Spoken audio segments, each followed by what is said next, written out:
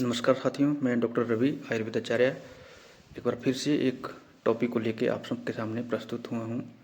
मैंने अपनी पिछली वीडियो में शरद ऋतुचर्या के बारे में एक पार्ट बनाया था, जिसमें मैंने संक्षिप्त में शरद ऋतुचर्या का वर्णन किया था कि कौन से आहार द्रव्य और विहार जो है शरद ऋतु में हमारा होना चाहिए। उसी वीडियो की कॉन्टिन्यूटी में ही आज मेरा टॉपिक है कि शरद ऋतु में जो है वो आखिरकार पित्त कैसे बढ़ता है और कौन कौन से हम इसमें सब्जियां जो हैं वो ले सकते हैं। तो इसको जानने से पहले आप मेरी पहले की वीडियो भी देखें, और अगर जानकारी आपको अच्छी लगती है तो इसको आप चैनल को लाइक करें, सब्सक्राइब करें।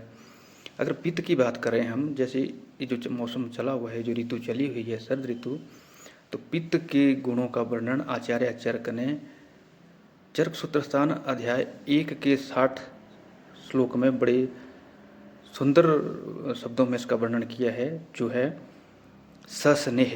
सस्नेह का मतलब कि इसमें थोड़ी सी स्नेह की मात्रा पित्त में रहती है। ये सामान्य गुणों की वर्णन जो है वो किया हुआ है। उष्ण, पित्त जो है वो उष्ण प्रकृति का होता है, तासीर में उष्ण होता है।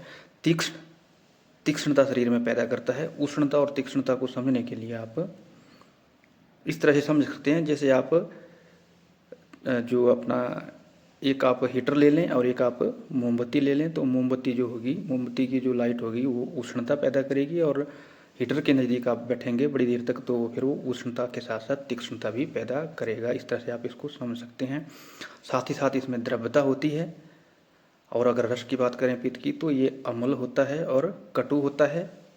सरता इसमें होती है, क्योंकि द्रव्यता होगी तो सरता होगी। सरता का मतलब सरकने का गुण, फ्लो, फ्लूइडिटी।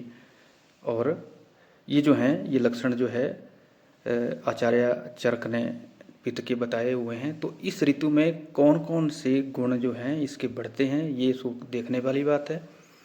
अगर सस्नेह गुण इसमें बढ़ रहा है या कम हो रहा है, पित्त की दृष्टि जो हम कह रहे हैं, तो उसमें फिर हम क्या करते हैं, पित्त का जो है या सस्नेह, या जब इसमें तीक्ष्णता अगर पित्त की बढ़ती है, जैसे मैंने हीटर का एग्जाम्पल देके आपको समझाया, तो उसमें घृत का सेवन इसमें हम करने को कहते हैं। अगर द्रव गुण, सरगुण और अम्ल गुण, अगर 3 गुण ये बड़े हुए हैं, तो इनका जो सिद्धांत है वो हम इन गुणों को हम जो काउंटर करते हैं, इन गुणों को हम ऐसे द्रव्यों को देते हैं जो पृथ्वी महाभूत जिनमें ज़्यादा हो, और सलक्षण गुण यानी कि द्रव को सोखने की जिसमें ज़्यादा पावर हो। इस तरह से हम पृथ्वी महाभूत बहुल द्रव्यों का सेवन इन 3 गुणों को काउंटर करने के लिए हम अमूमन करते हैं। इसके साथ ही अब बात करते हैं कि शरद ऋतु में सामान्य तौर पर हम कौन सी सब्जियों का सेवन कर सकते हैं। तो जो सबसे आसानी से समझें, तो ऐसी सब्जियां जिनका हम उपयोग छिलका उतार के कर सकते हैं, प्रायः वही सब्जियां जो है शरद ऋतु में उनका सेवन करना चाहिए। जैसे एग्जाम्पल के तौर पर घिया, परवल, लौकी